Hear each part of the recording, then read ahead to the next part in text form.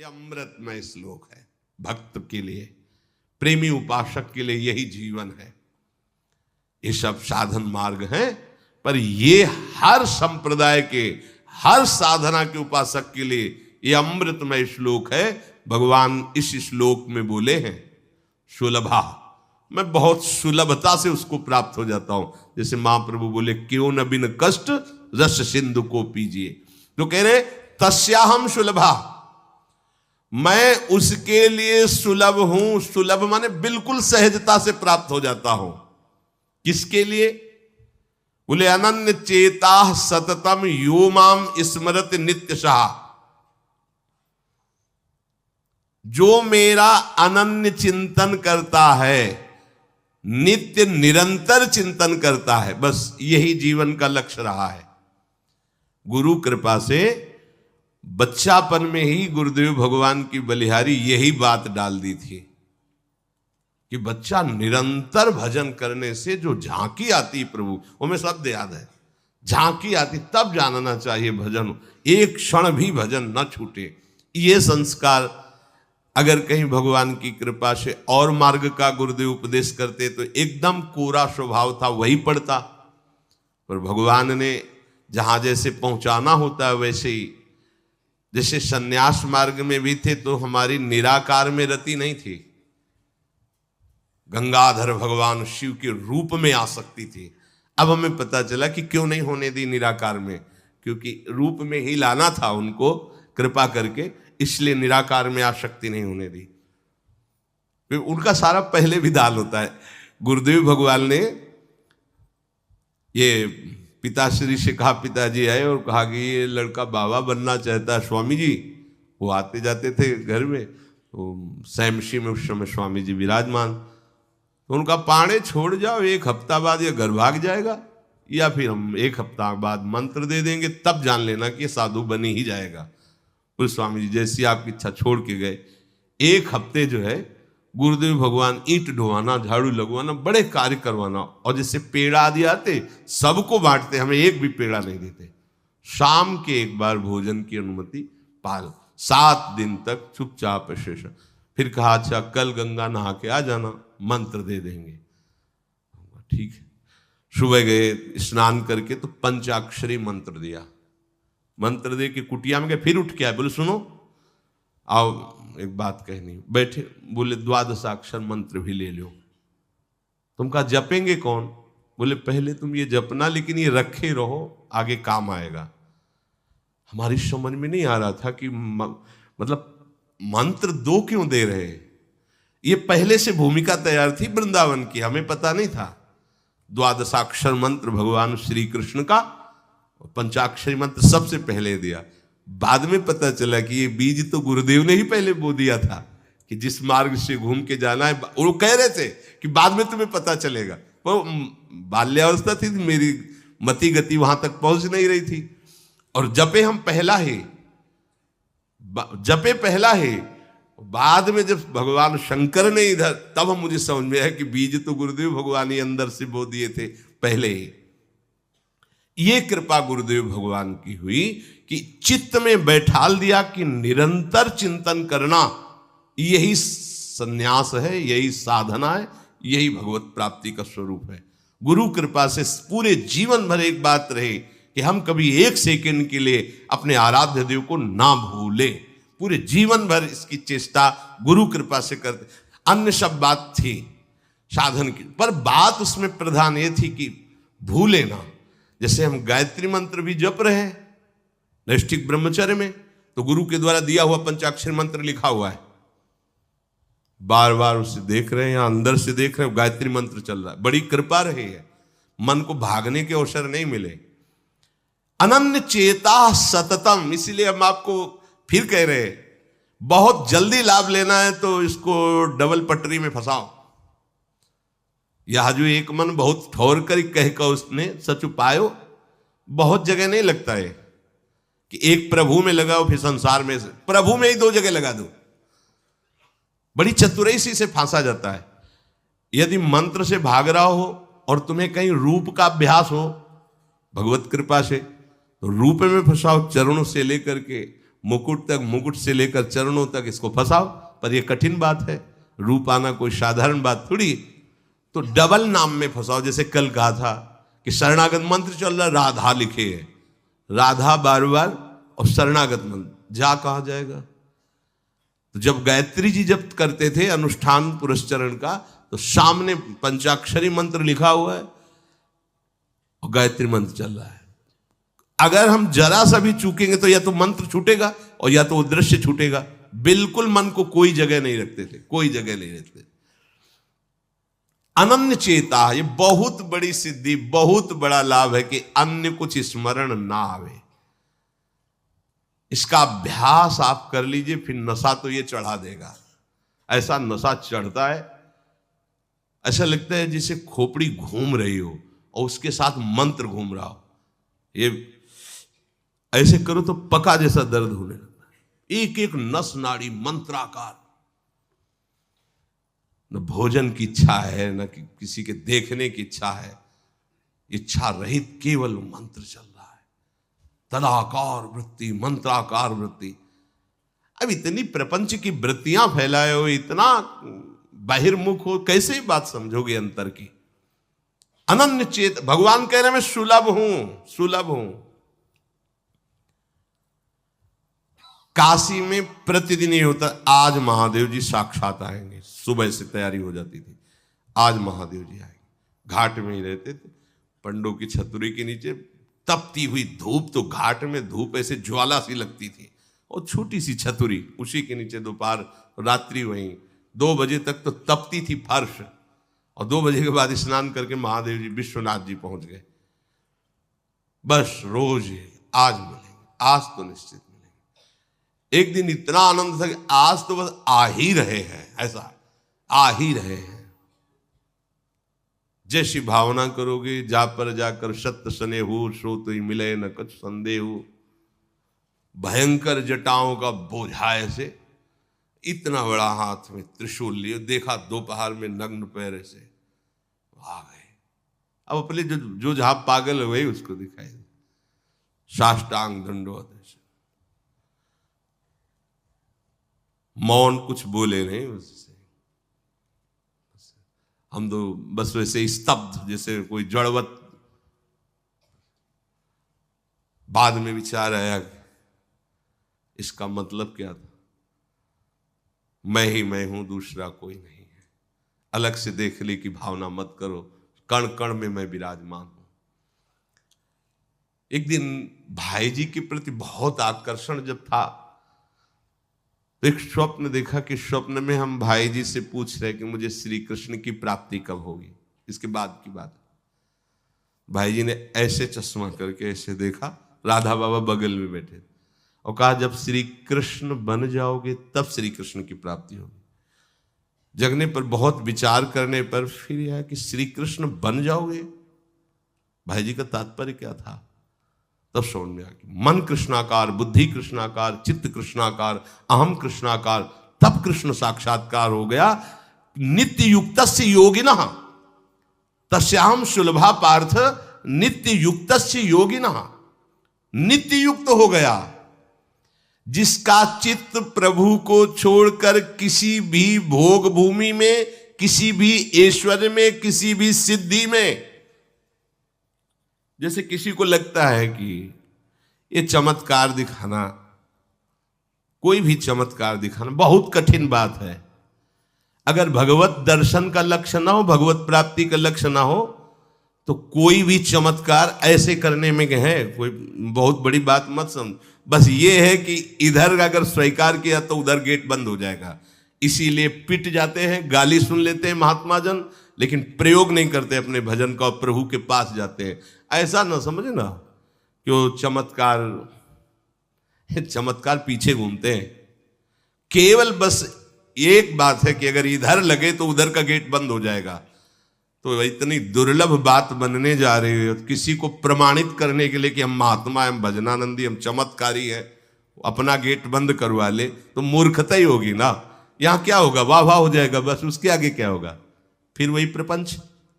तो ये जो ब्रज के महात्मा है, जो भगवत प्रेमी महात्मा है, जो भगवत प्राप्त करने वाले हैं, इनके अंदर चमत्कार के बाप की सृष्टि होती है।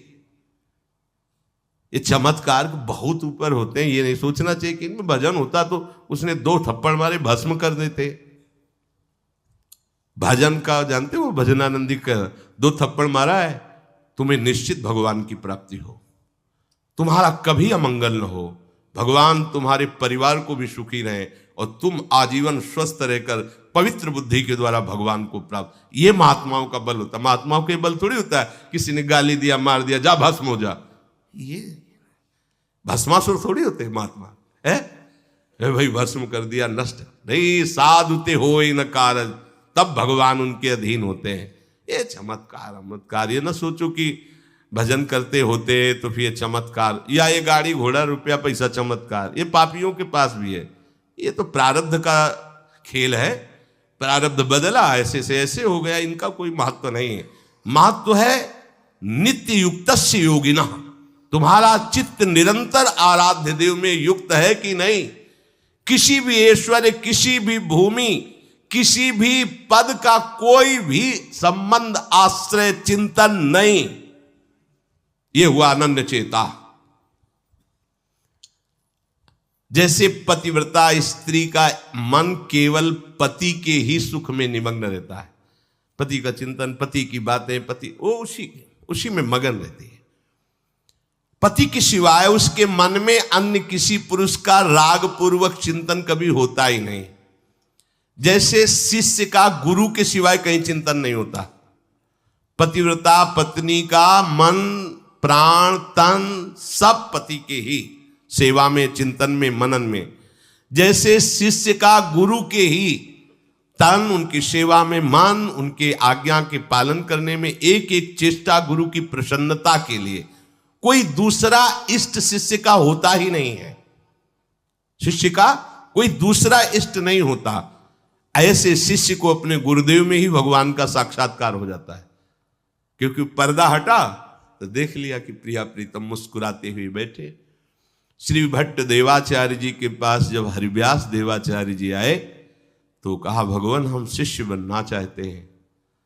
तो उनका, तुम्हें हमारी गोद में कुछ दिखाई दे रहा है? तो कहा, ऐसा में कुछ तो नहीं दिखाई दे रहा है। तो उनका, फिर अभी तुम जाओ गिरिराज जी की 12 वर्ष परिक्रमा करो, राधे राधे बोलो 12 वर्ष पर। ऐसा ही किया। 12 वर्ष बाद फिर आए, अब कुछ दिखाई दे रहा है? बोले भगवान कुछ नहीं दिखाई दे रहा। बोले जाओ फिर 12 वर्ष करो।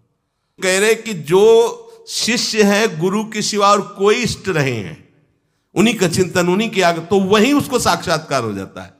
जब 24 वर्ष बाद आज्ञा पालन करके आए तो देखा प्रियालाल गोद में। बोले अब कुछ दिखा है? हाँ। बोले प्रियालाल महाराज जी विराजमान है, आओ। वही महावाणी के रचयिता श्री हरिव्यास देवाचार्य जी गुरु आज्ञा में एक कदम पीछे ने 24 वर्ष गिरिराज जी की परिक्रमा राधे राधे आए नहीं, जब तक आज्ञा पालन नहीं हुई। आज्ञा पालन साक्षात्कार करने के बाद मंत्र दीक्षा दी। आज्ञा पालन का फल भगवत साक्षात्कार। जो अन्य तरफ मन ले जाता है, अन्य तरफ अपना भाव ले जाता है, वो अनन्य चेता नहीं कहलाता है। अनन्य चेता को भगवान सुलभ हो जाते हैं। सततम यो माम स्मरति नित्यशः। सततम का अर्थ होता है जब आप होश में हैं तो आपका मंत्र या नाम चल रहा हो। नींद खुली, आप जप नहीं रहे, आपको ऐसा कि मंत्र जपना, ऐसा नहीं, चल रहा है। तो सोते में भी चल रहा है। जब आप नींद में गए तो आपका मंत्र चल रहा था, आप सुषुप्ति में हो गए पर आपको पता नहीं। जब जगो तो आप देखो चल रहा है कि नहीं चल रहा है। अगर चल रहा है तो चल रहा था, नहीं चल रहा तो फिर सतत नहीं था। उसका कारण आपने सोते समय भजन नहीं किया। यह भी गुरु कृपा से पहले ही सिखा दिया गया था कि जब तक गाढ़ नींद ना आवे तब तक आसन में बैठ के मंत्र जप करो, जब आ जाए तो लेट जाओ, मंत्र का ही चिंतन करते हुए सो। तो वैसे प्राय उपासक जो भजन करते हो अनुभव करते होंगे, जगते ही मंत्र चल रहा है। सैकड़ों बार तो ऐसा अनुभव हुआ कि हम सो ही रहे हैं पर आसन में बैठ गए। जब चेतना आई तो देखा है कि मंत्र चल रहा है, आसन में बैठे हैं। अभ्यास बहुत बड़ा बल सोते, मतलब अभी नींद खुली नहीं, आसन में बैठ गए। बिल्कुल कभी भी जीवन में मतलब 10-5 मिनट का अंतर तो कह सकते हैं, लेकिन ऐसा नहीं कि आधा घंटा 1 घंटा का अंतर कभी जीवन में पड़ा हो। और वो अलार्म कभी जीवन में लगाया नहीं। गंगा किनारे कहाँ अलार्म। अभ्यास बहुत बड़ी ताकत होती, बहुत। आप सोचो, अभ्यास नहीं तो नेत्र खोल के भी निशाना नहीं लगा सकते। अभ्यास है तो शब्द पे गोली मार देगा, आवाज हुई ठीक वही गोली लगेगी। अभ्यास बहुत बड़ी ताकत होती है। अभ्यास इतना भजन का, सततम योमाम स्मृति नित्यशः, बहुत कठिन लग रहा है ये, पर एक बार मन पकड़ लेगा तो बहुत आनंद आएगा। कैसी कैसी आनंद वृत्तियां होती हैं निरंतर भजन करने वालों की। दूसरे की जरूरत नहीं, अपने आप में नाचता है, अपने आप में बातें करता है, अपने आप में हंसता है, अपने आप में खेलता है, उसे किसी और की जरूरत नहीं होती। वो अपने आप, जो आप है ना, वो अपने आप से खेलता है, अपने आप में हंसता है, अपने आप से बातें करता है। जो भगवत प्राप्ति करना चाहता है, जो अध्यात्म की ऐसी ऊंचाई पर पहुंचना चाहता है जहां काम क्रोध लोभ मोह मद मत्सर ईर्ष्या द्वेष इनका प्रवेश ही नहीं, इनकी पहुंच ही नहीं है, कितना उस हृदय में आनंद होगा जिसमें कोई कामना नहीं है, कोई द्वंद्व प्रभावित नहीं कर पा रहा। और यही तो प्राप्त करने के लिए हमें मानव देह मिला है। पीछे के पद में भगवान ने भक्त्या युक्तः शब्द का प्रयोग किया था। भक्ति युक्त, भक्ति प्रभु के सिवा अन्य कोई हमारा प्रिय न रह जाए, यह है भक्ति की कसौटी। ज्ञान की कसौटी, आत्मरति के सिवा और कहीं रति न रह जाए। आत्मावान, आत्मरति, आत्म क्रीड़ावान। बात एक ही है, हम श्री कृष्ण बोले, ज्ञानी आत्मा बोले, योगी परमात्मा बोले, भक्त भगवान बोले, वो एक ही बात है। पर अन्य कुछ रह जाना, ना वो ज्ञानी है, ना वो योगी है, और ना वो भक्त है। भक्त्या युक्ता, प्रभु के सिवा अन्य कोई सत्ता नहीं, अन्य कहीं महत्ता नहीं, अन्य कहीं अपनापन नहीं। चाहे वो वस्तु हो या व्यक्ति हो या स्थान हो, चराचर जगत में कहीं भी अपनी प्रियता ना रह जाए, इसी का नाम भक्ति है। कहने को भक्ति सरल लगती है, पर इसीलिए कठिन है कि सब जगह की प्रेम फांसी को काटकर एकमात्र आराध्य देव से प्रेम करना बड़ा कठिन है। बातें बना लेना बड़ा सरल है, पर अपनी ममता को, आसक्ति को समेट पाना बहुत बहुत कठिन है। कोई बिरला साधक ऐसा होता है जो अपने लक्ष्य की तरफ रखता है, भगवान सामने, सदगुरुदेव सामने, पर ये दुष्ट इंद्रियां और मन जगत को ही पाना चाहते हैं, जगत को ही भोगना चाहते हैं, जगत को ही देखना चाहते हैं। कैसी मलिनता। इसलिए भक्त्या युक्तः, बातें केवल कर लेना थोड़ी होता कि हमें भगवत प्राप्ति करनी। भगवत प्राप्ति करनी है तो इसके मूल में सारी बात आ गई कि अब मुझे और कुछ चाह नहीं रखनी, और कोई कामना की पूर्ति नहीं करनी, और किसी से अपनापन नहीं रखना, मुझे प्रभु चाहिए। ये सावधान हो जाइए, आप एकांत में भी भगवान के सामने हैं, आपको हमारे श्यामा श्याम देख रहे हैं। ऐसी भावना से हर समय सजग रहोगे तो पापाचरण बंद हो जाएंगे। पापाचरण बंद होते ही हृदय प्रभु की तरफ भाग पड़ेगा। प्रभु की तरफ भागना क्या है? प्रतिक्षण उनका गाढ़ चिंतन। फिर किसी सुख की तुम्हें आकांक्षा नहीं करनी पड़ेगी, किसी सुख का तुम्हें अभाव नहीं लगेगा।